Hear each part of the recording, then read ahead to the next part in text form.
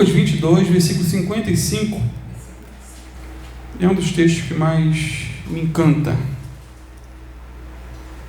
Os guardas acenderam uma fogueira no meio do pátio e sentaram-se em volta, e Pedro sentou-se com eles. Uma criada o notou à luz da fogueira e começou a olhar fixamente para ele. Por fim disse: este homem era um dos seguidores de Jesus. Mas Pedro negou, dizendo: mulher, eu nem o conheço. Pouco depois, um homem olhou para ele e disse: você também é um deles. Não sou, retrucou Pedro. Cerca de 1 hora mais tarde, outro homem afirmou: com certeza esse também estava com ele, pois também é galileu. Pedro, porém, respondeu: homem, eu não sei do que você está falando. E no mesmo instante, o galo cantou. Então o Senhor se voltou a Pedro e olhou para Pedro. E Pedro se lembrou das palavras dele: hoje, antes que o galo cante, você me negará 3 vezes.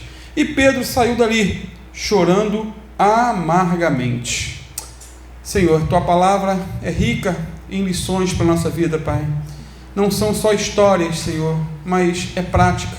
Ela vai direto à nossa alma, porque o sangue de Pedro corre também em nossas veias, Senhor, em certo sentido, porque assim como ele era fraco, foi fraco, nós também somos em tantas ocasiões. O Senhor venha ter misericórdia de nós, Senhor, e falar conosco e nos orientar para a glória do Teu nome e em nome de Jesus. Amém. Amados, hoje eu acordei cedo, para estudar um pouco, ler um pouquinho a Bíblia e orar a respeito do que poderia estar pregando nessa noite. E estava lendo mais uma vez esse texto aqui, querendo saber de Deus, se isso era mesmo o que deveria pregar.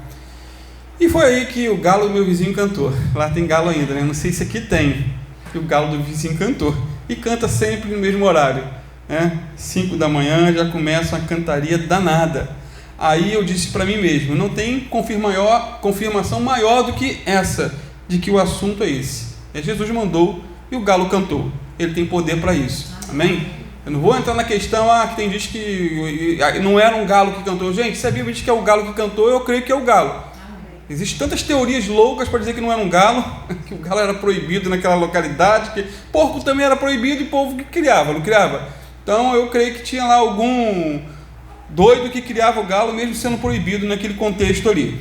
Irmãos, nesse contexto, aqui Jesus estava aí sendo julgado, na casa do sumo sacerdote. É o contexto do assunto que nós lemos. Ele estava cansado, estava com fome, estava com sede, amarrado, machucado, maltratado, cuspido. Pedro, aquele que disse que nunca o negaria, está agora no pátio, sentado na roda dos escarnecedores, acompanhando no camarote os últimos acontecimentos. Foi nesse momento que 3 vezes ele é tentado e 3 vezes nega que conhece a Jesus. Só que isso já havia sido predito pelo Senhor. Jesus já havia preparado ele de antemão. Lá em Mateus 26, versículo 31 a 35, olha o que está escrito. Jesus disse: ainda esta noite todos vocês me abandonarão, pois está escrito: ferirei o pastor e as ovelhas do rebanho serão dispersas. Mas depois de ressuscitar, irei adiante de vocês para a Galileia. Mas Pedro, respondendo, disse-lhe: ainda que todos se escandalizem, ainda que todos te abandonem, ainda que todos metam o pé, por assim dizer, eu nunca te abandonarei, eu nunca me escandalizarei. Disse-lhe Jesus: em verdade te digo que nesta mesma noite, antes que o galo cante, 3 vezes me negarás. Disse-lhe Pedro: ainda que me seja necessário morrer contigo, não te negarei. E todos os discípulos disseram o mesmo. Por mais que o texto aqui diga que todos disseram a mesma coisa, no final aí do versículo 20, verso 35, a ênfase foi em Pedro. Pedro aqui é o bola da vez, ele está na mira. Até porque lá em Lucas 22, 33, texto paralelo, Pedro disse: Senhor, estou pronto a ir contigo até a prisão e a morte. Foi Pedro que disse, não foram os demais. Então, por mais que os outros tenham acompanhado Pedro, a ênfase foi nele. Queridos, Pedro aqui se achava forte, se achava melhor do que os outros, o mais resistente, o mais bambambam, né? Aquele que não negaria Jesus de maneira alguma. Ele estava com a síndrome famosa, chamada de super espiritualidade. Pensava ser uma rocha, um homem forte, melhor que os outros, mas ele era fraco, vacilão, literalmente, vacilão. Pensava ser melhor, mas era o pior. Pensava estar cheio de fé, de ousadia, cheio de poder, para resistir ao que estava diante dele, mas estava fraco, debilitado e impotente. Pensava ser um pedregulho, porque Pedro significa rocha, mas na verdade não passava de uma poeira, de areia. Porém, mais à frente, Jesus disse: então, Pedro, não pudeste vigiar nenhuma hora. Aquele que disse que estava pronto até para morrer por Jesus, não conseguiu ficar uma hora vigiando lá no Getsemane, em oração. E Jesus, de vez em quando, dava uma espetadazinha. Não era mole, não. Você não vigiou nenhuma hora. Então, a autoconfiança, o orgulho, a presunção tem um poder aí demoníaco de nos derrubar, porque foi o orgulho que transformou Lúcifer em Satanás e os anjos em demônios, e é a humildade que faz os homens se parecerem com os anjos. Humildade, simplicidade. Provérbios 16, 18 diz que a soberba precede a ruína e a altivez de espírito precede a queda. Foi a altivez de espírito que lançou Nabucodonosor para fora da sociedade dos homens e fez com que ele comesse capim. Se você ler o livro de Daniel, te aconselho, é brilhante. Tem um momento que ele olha para toda a construção e fala: essa não é a grande Babilônia que eu construí com a minha sabedoria, com o meu poder? Então ele se achava o máximo. E naquele momento de orgulho, presunção, uma voz foi enviada e ele saiu do meio dos homens. Deus levou ele à loucura e fez ele comer capim. É claro que depois ele reconheceu, caiu em si, e há um antes e um depois na vida de Nabucodonosor, porque ele se converteu. Então, queridos, a soberba lançou também Saul para fora do reino e aos pés de uma feiticeira, a médium de Endor. Terrível situação. Orgulho. O orgulho lançou também Adão para fora do paraíso e lançou o malvado Amã, lá do livro de Esther, espero que você já tenha lido. Lançou Amã para fora da corte e direto para uma forca. Forca essa que ele havia preparado para Mordecai. E ele morreu na forca que ele preparou para o outro, que ele tinha inveja. Por fim, queridos, o orgulho lançou Pedro direto para a negação de Cristo. Orgulho, presunção. O orgulho mata, destrói, derruba. Meu amado, aprenda sempre a dar glória a Deus por tudo. Glória a Deus por tudo. Se você é bem sucedido na sua vida profissional, glória a Deus. É Deus que dá sabedoria. Tem não sei se é Provérbios ou Salmo, esqueci, que é Deus que nos dá poder para adquirir riquezas. Se você sabe fazer alguma coisa manualmente, se você tem uma profissão, glória a Deus. Ah, pastor, mas foi meu esforço, eu estudei, eu fiz. Amém, mas Deus te deu saúde para isso.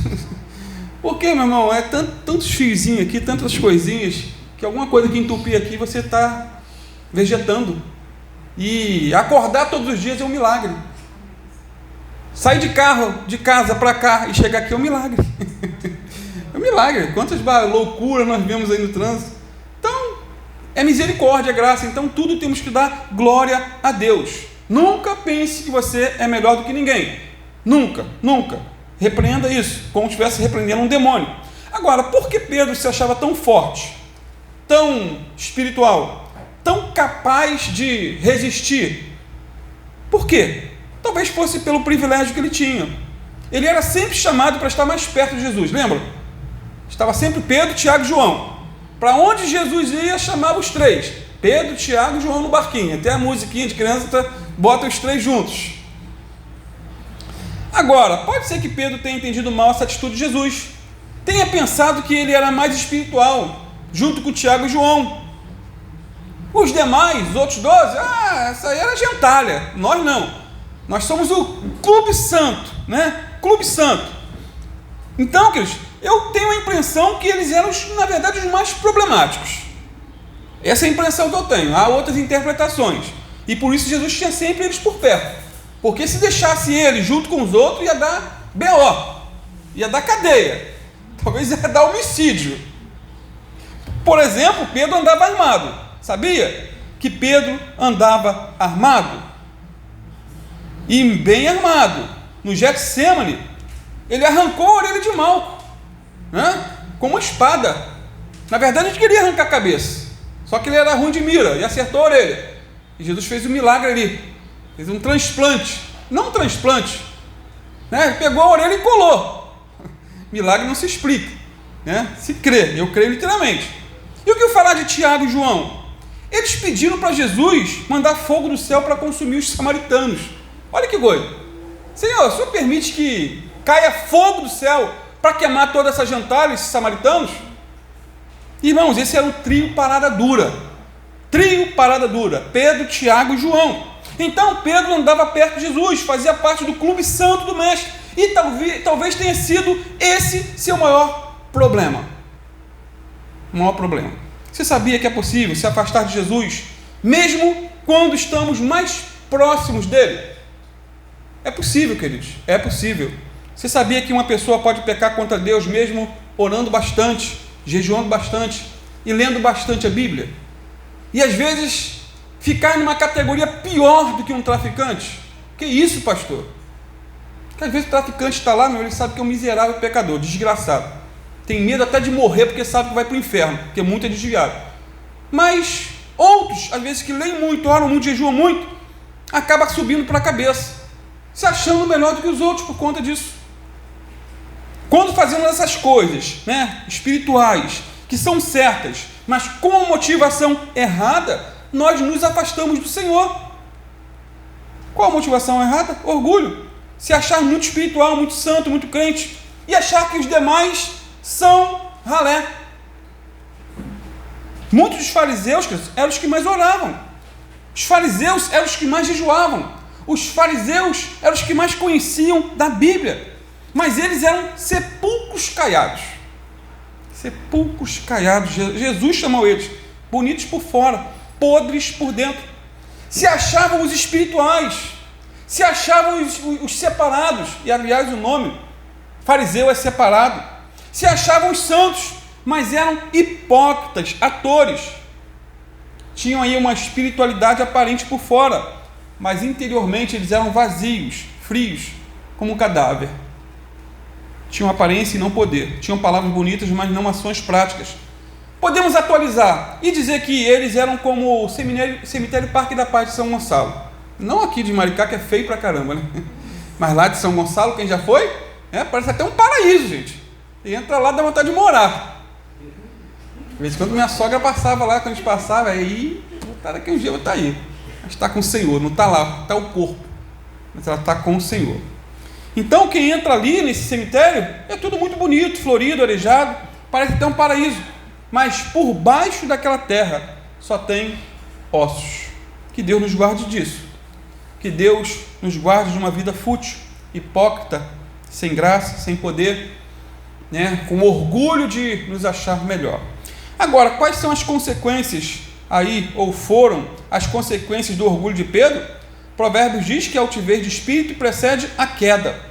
Pedro caiu ao negar que conhecia Jesus por 3 vezes. Primeiro se orgulhou. Eu vou até o fim, eu não vou negar. Mas ele caiu. Ele disse que nunca o negaria, mas negou. Aí eu pergunto, você já disse alguma vez pessoalmente que nunca cometeria determinado pecado? Que cometeu? Não precisa levantar o dedo não. Fala para você mesmo. Nunca mais, eu nunca mais vou mentir.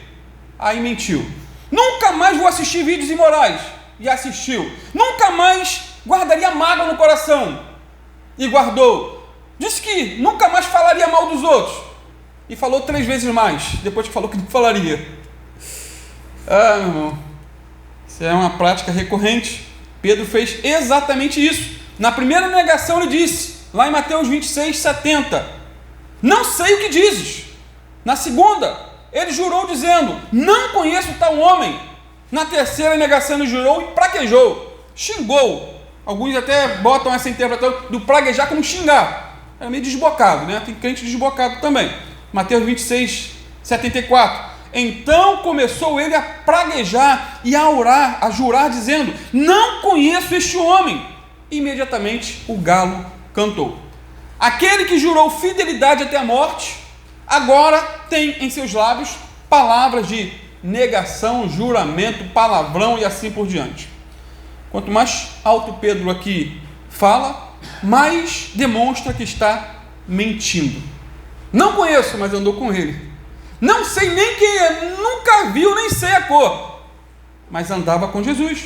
Amados, essa negação de Pedro é uma das maiores provas de que a Bíblia é a palavra de Deus. Não só a negação de Pedro, o pecado de Davi, o pecado de Adão, o pecado de Abraão, todos. Se a Bíblia fosse um projeto humano, com certeza esse relato aqui teria sido deletado, excluído, né? Se fosse um livro humano, feito com a inteligência do homem, o homem tem essa tendência, né, de esconder, de apagar. Mas não, está aqui na Bíblia. Como sempre digo, a Bíblia não esconde os fracassos de seus heróis. E é por isso que eu amo a palavra. Eu me identifico com essas pessoas. Me identifico. Lucas 22:60 diz: e logo, estando ele a falar, o galo cantou. Amados, o arrependimento de Pedro passou pelo canto do galo, até porque foi um milagre, é ou não é? O galo cantar na hora certa, no volume certo para Pedro ouvir, com o objetivo certo, que era despertar a consciência de Pedro, fazer com que ele se lembrasse, né, do que Jesus havia dito. A ficha caiu, literalmente.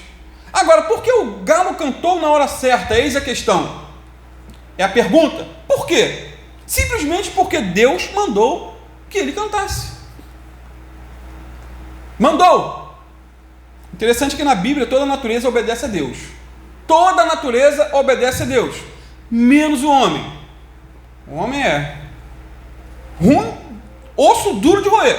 Por exemplo, no livro de Jonas, estudamos isso alguns anos atrás, ou um ano atrás, um ano e meio. Deus mandou o vento e o vento chegou para Jonas. Deus mandou a tempestade foi atrás de Jonas em pleno mar Mediterrâneo. Deus mandou e um grande peixe engoliu Jonas. Leia depois de novo. Deus mandou de novo e o peixe vomitou Jonas para que ele fosse pregar lá em Nínive. Deus mandou, uma planta nasceu para fazer sombra a esse profeta rabugento. Deus mandando. Deus ordenou e a planta secou. E mais, Deus mandou uma jumenta falar para repreender o profeta Balaão. E a jumenta falou com voz humana e repreendeu. Deus falou, os corvos foram enviados por Deus para alimentar Elias com carne e pão de manhã e de tarde. Ou seja, toda a natureza obedece a Deus, mas o homem é carne de pescoço, né? É osso duro de roer. O homem é muita misericórdia de Deus, sabia, gente? Eu fico às vezes encantado todas as vezes que eu penso nisso. Essa é a natureza humana, sempre rebelde à voz de Deus. E aqui em nosso texto, Jesus mandou e o galo cantou. Esse foi mais um milagre de tantos outros, e não menos do que a ressurreição de morto, cura de um leproso, visão ao cego. Irmão, o galo cantar na hora certa, no momento certo.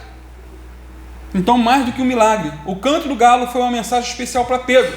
Foi uma mensagem de esperança, uma mensagem de encorajamento para esse homem que estava em frangalhos.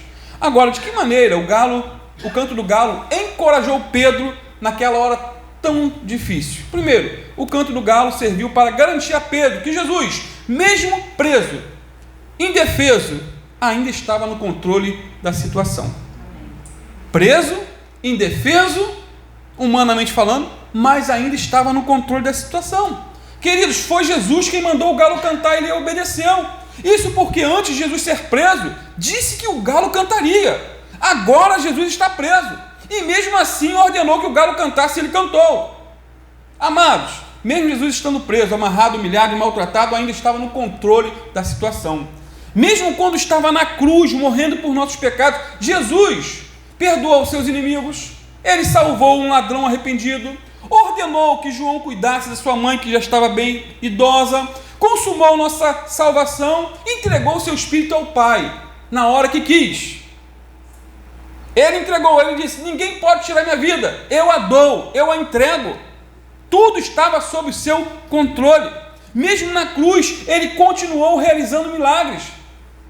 Estava no controle de tudo. Agora, para pensar, se Jesus disse que o galo cantaria, ele cantou. Se Jesus mesmo na cruz continuou tendo o controle de tudo, o que ele não pode fazer por nós hoje, sendo que está na glória, à direita do Pai, intercedendo por nós?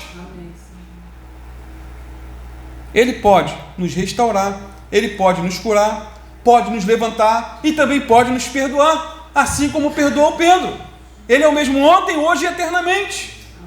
Então, queridos, o canto do galo cantou, o galo cantou para dizer para Pedro que Jesus, mesmo estando preso, estava livre e tinha tudo sob o seu controle.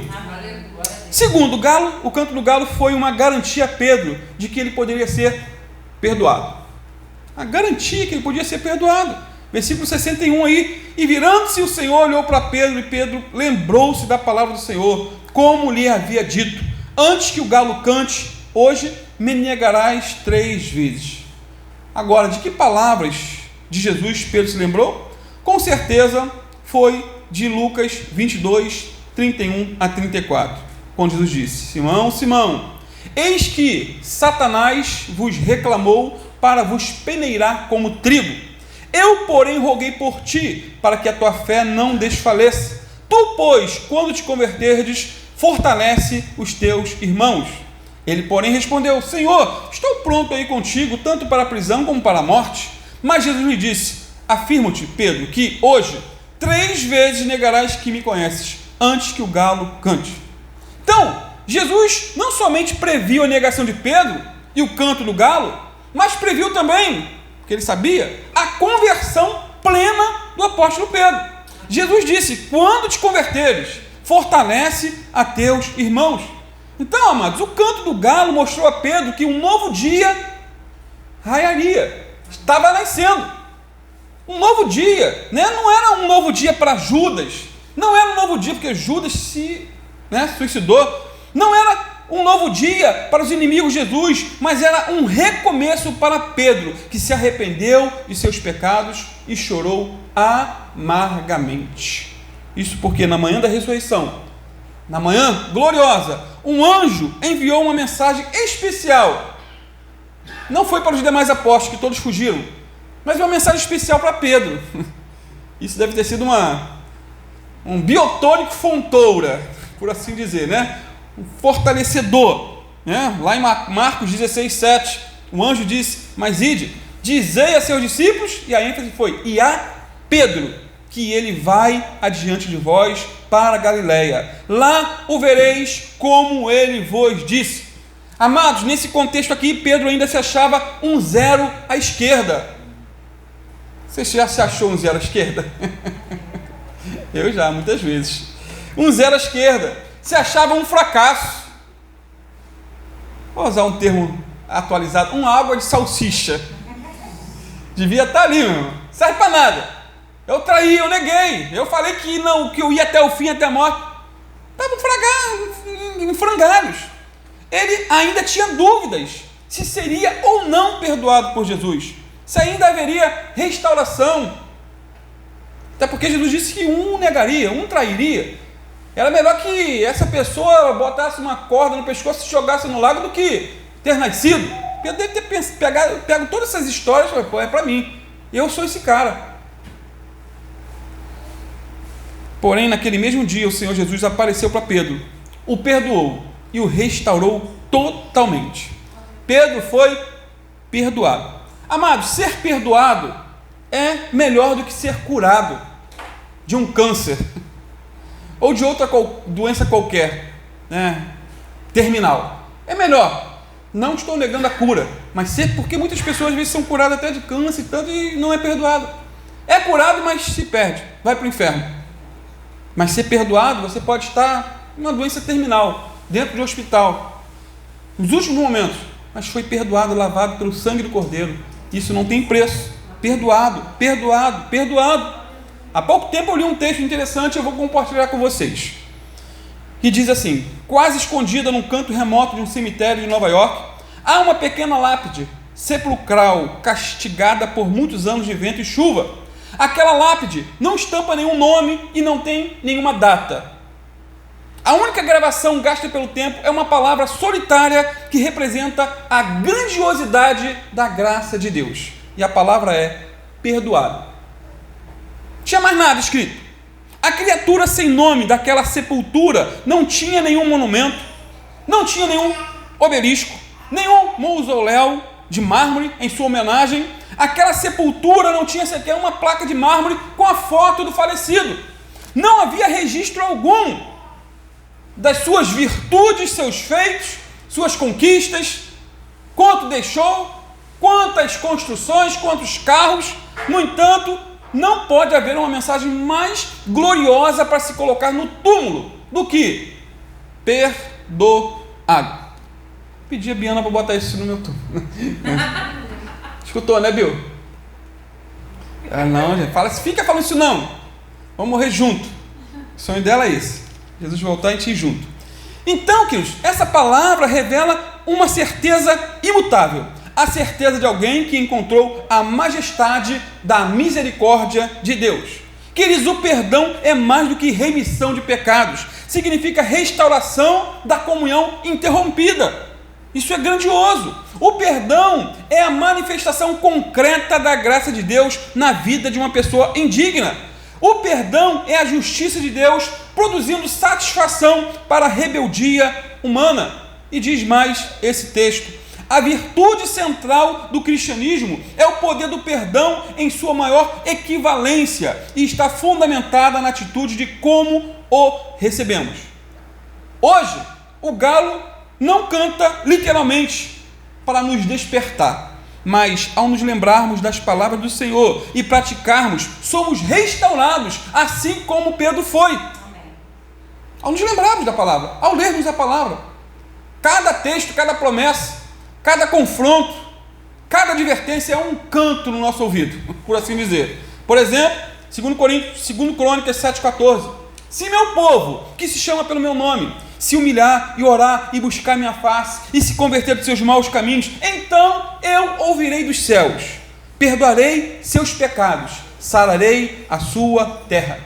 Esse é um canto do galo fortíssimo em nossos ouvidos, para nos levar ao quê? Ao arrependimento. Boca no pó, humilhação. E o que falar de 1 João 1, 8 e 9? Se dissermos que não temos pecado, enganamos-nos a nós mesmos e não a verdade em nós. Porém, se confessarmos os nossos pecados, Ele é fiel e justo para nos perdoar os nossos pecados e nos purificar de toda a injustiça. Então, amados, cada promessa da palavra de Deus é como se fosse um galo cantando em nossos ouvidos. Não sei se você mora em algum lugar que tem galo, sempre que ouvir o canto no galo, lembre-se desse texto. Vá para a Bíblia e procure esses cantos. Você vai ouvir de maneira bem interessante. Em mais de uma ocasião, queridos, já ouvi o galo cantar por meio de uma palavra. Já. E senti Jesus olhando para mim, como olhou para Pedro. E senti-me humilhado, quebrantado, na própria meditação da palavra, na pregação da palavra. Quantas vezes?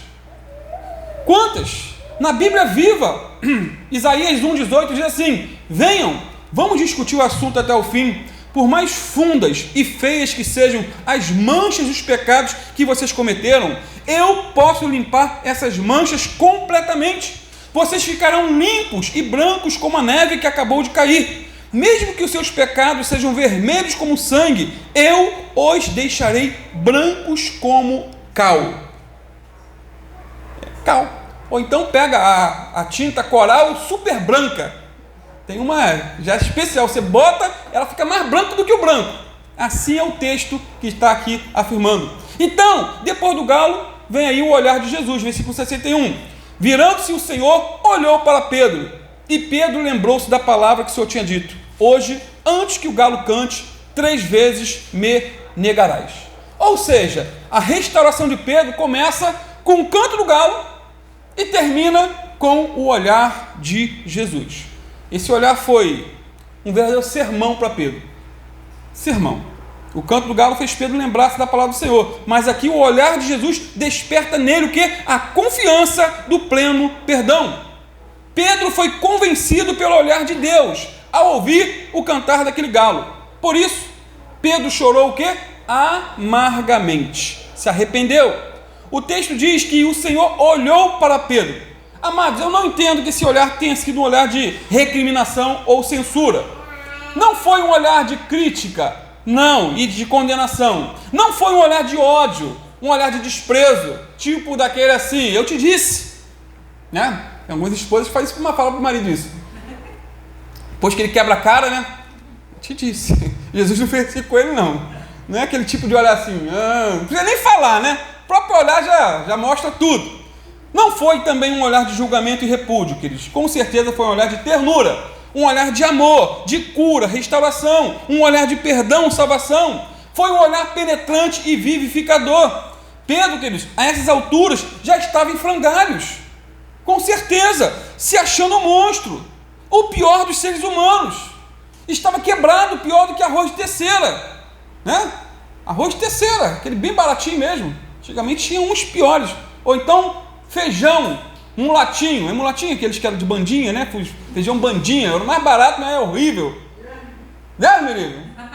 Na primeira compra que eu fiz lá para casa, eu comprei um feijão desse. Minha tem trauma. Então, mas ele estava sentindo a pior pessoa do mundo, na lona, nocauteado pela culpa. E quem nunca se sentiu assim? Né? Pelo fracasso, pela queda. E Jesus então olha para Pedro para o levantar, para o encorajar. Quando Isaías profetizou a primeira vinda do Messias, ele disse o seguinte, lá em Isaías 42:3: a cana trilhada não quebrará, nem apagará o pavio que fumega, com verdade trará justiça. E Jesus é o cumprimento do que Jesus profetizou, do que Isaías profetizou. Jesus é o cumprimento, porque Mateus 12, versículo 20 e 21, a profecia 5 encaixou em Jesus: não esmagará a cana quebrada e não apagará o morrão que fumega, até que faça triunfar o juízo, e no seu nome os gentios esperarão.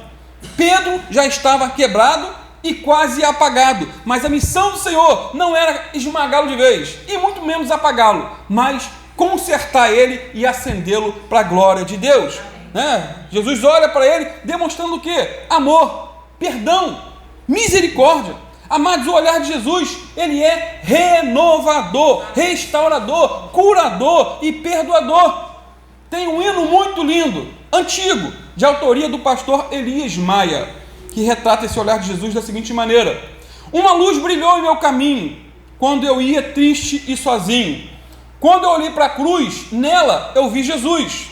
Foi 1 minuto só do seu olhar, foi 1 minuto só, 1 minuto só, foi 1 minuto só do seu olhar. Tudo em mim brilhou, tudo em mim cantou, foi 1 minuto só do seu olhar. Jesus mudou minha vida, nunca mais eu serei o mesmo. Foi seu divino olhar que me ensinou a amar. Foi 1 minuto só de seu olhar. Jesus está olhando para nós nessa noite. Amém, queridos? Jesus está olhando, Ele vê nossas palavras, conhece nossas lágrimas, nossa vida, nosso testemunho, os lugares por onde andamos, sabe tudo a meu respeito, a teu respeito. Ele sabe o que pecamos, sabe que estamos ou não arrependidos. Ele sabe se o amamos ou não. Ele sabe, Ele conhece, Ele vê. Esse mesmo olhar hoje pode nos restaurar. Amém. Sendo assim, Pedro é restaurado quando se arrepende de seus pecados e quando ele chora amargamente. O arrependimento de Pedro passou pelo canto do galo. Versículo 62, na sequência, no final diz: então Pedro saiu dali e chorou amargamente. Olha que choro. Já chorou assim, como Pedro? Eu tenho dificuldade de chorar, tenho, mas peço a Deus que me dê um arrependimento nessa proporção do apóstolo Pedro. Amados, ele já tinha pecado, o galo já tinha cantado. O que fazer depois disso? Mateus diz que ele, saindo dali, chorou amargamente. Mateus 26, 75. Marcos diz, Marcos 14, 72, e caindo em si, desatou a chorar. Ou seja, Pedro não justificou seu pecado, colocando a culpa nos demais apóstolos e nem na sua natureza humana. Sou falho mesmo, sou pecador. Não justificou. Ele simplesmente chorou por seus pecados. Lá em Mateus 5,4, Jesus disse que bem-aventurados os que choram, porque eles serão consolados. Ou seja, bem-aventurado um homem que está desesperadamente entristecido pelo seu pecado e indignidade. Essa afirmação de Jesus se enquadra perfeitamente no choro de Pedro, que foi amargo, profundo e doloroso. Foi o choro do profundo arrependimento. Esse é o convite de Joel para cada um de nós nessa noite. É um convite. Joel 2, 12 e 13. Assim, ainda agora mesmo, diz o Senhor, convertei-vos a mim de todo o vosso coração, isso com jejuns, com choro e com pranto, rasgai o vosso coração e não as vossas vestes, e convertei-vos ao Senhor vosso Deus, porque Ele é rico em misericórdia, porque Ele é misericordioso e compassivo e tardio em irar-se, e grande em benignidade, e se arrepende do mal. Meu amado, tenta imaginar aquela noite de Pedro. Estou terminando. Sua cama foi banhada em lágrimas, o sono fugiu dos seus olhos, as lembranças vieram à sua mente. Pedro lembrou-se de seu chamado, lembrou-se dos momentos em que o Senhor havia separado juntamente com Tiago, João e os demais apóstolos, lembrou-se de suas palavras precipitadas que havia dito. Quantas palavras? Olhem. Lembrou-se também profundamente da sua queda. Profundamente da sua queda. Enfim, podemos dizer que a semelhança de Pedro, o crente mais confiante, o crente mais intrépido, é apenas uma criatura frágil, mesmo em seus melhores momentos. O crente, ele carrega em seu íntimo uma capacidade quase restrita para o mal, embora sua conduta exterior seja decente e correta. Amados, guarde isso. Não existe um pecado tão grande que ele esteja impedido de cometer, qualquer crente, se ele não vigiar. Se não vigiar, ele pode cometer loucuras, às vezes no trânsito, às vezes com a cabeça quente. Pode. Que Deus tenha misericórdia de nós e nos guarde e nos livre disso. Pedro chorou amargamente. Mas a oportunidade de se arrepender é um dom de Deus. É um dom.